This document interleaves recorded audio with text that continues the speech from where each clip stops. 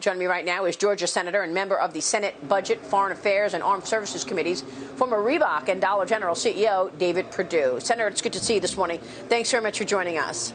Good morning, Maria. I'll tell you, I'm really struck by that individual from Seattle who lost his son.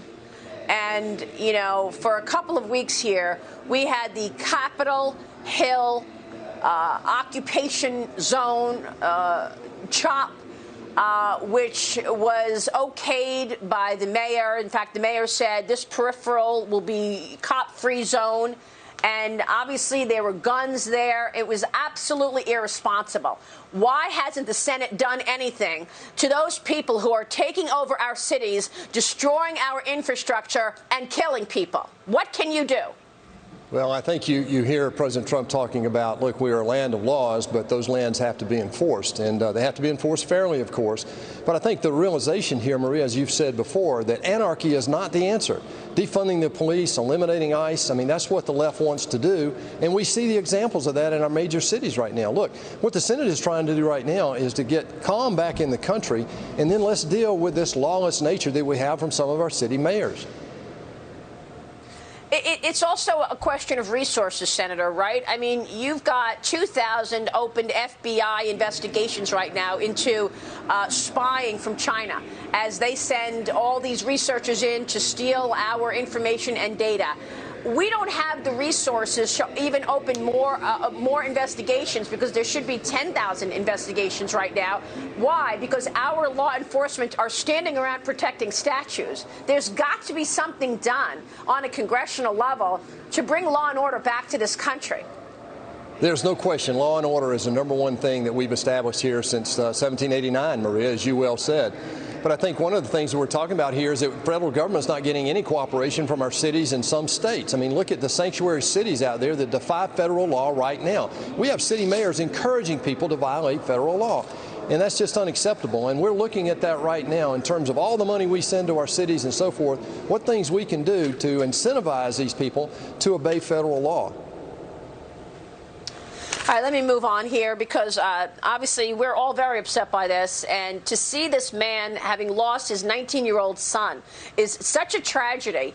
And he was in the CHOP zone and got shot. But let me ask you about these Russian bounties, because President Trump is rebuffing these reports that he was informed of the alleged payoffs from Moscow to Taliban-linked militias in Afghanistan during his intelligence briefings. What can you tell us about this? The president is pointing the finger at the media for misrepresenting the intelligence during an interview with Fox Business's Blake Berman. Here's what he said yesterday. Watch. When you bring something into a president, and I see many, many things, and I'm sure I don't see many things that they don't think rose to the occasion. This didn't rise to the occasion. And from what I hear, and I hear it pretty good, the intelligence people many of them didn't believe it happened at all. I think it's a hoax. I think it's a hoax by the newspapers and the Democrats. Senator, what do you know about this?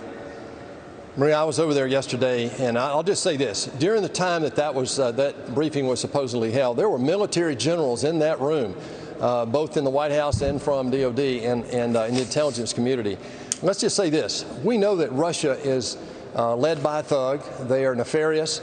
And if this is true, they need to be held accountable. Our #1 objective right now around the world is to protect our men and women in uniform, not only from the threats of Russia and China, but also from the coronavirus as well. I think this heightens the idea that what President Trump has been doing in standing up to Putin and Russia with sanctions and getting our allies to stand behind that is absolutely the right strategy. But we've got to stay true to that. We have an election coming up. We know they've tried to affect our social media. This is something that's not going to go away. And I think the president's done a good job in leading us in terms of standing up to them. This thing will be cleared up here in the next few days, I hope. We'll know much more about that particular briefing. I take the president at his word, but I think at this point, we've got to be serious, not just about Russia, but about North Korea, Iran, China, and still ISIS is out there reconstituting itself right now. This is a very dangerous world, Maria. So, Senator, let me ask you this, because I've been working on this project.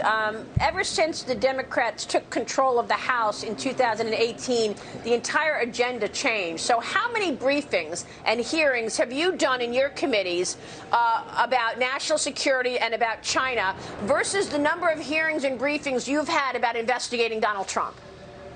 Listen, Marie, I can tell you this. Since Donald Trump was elected in 2017, we have spent so much energy. Look we just had an impeachment hearing. We had a conspiracy originated in the White House in 2017. We have the Mueller investigation. My goodness, this is the most investigated president in the history of the United States, I think.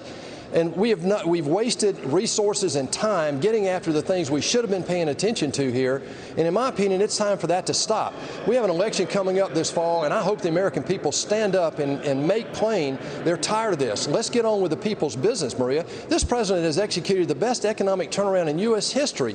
We've helped 2.5 million people pull themselves out of poverty, and look at how he's led this coronavirus pandemic. I mean, my God, we shut the economy down. We're trying to reopen it right now. We protected his first goal was to protect Americans, and now he's been true to his word of creating jobs, and we're trying to get that reopened right now.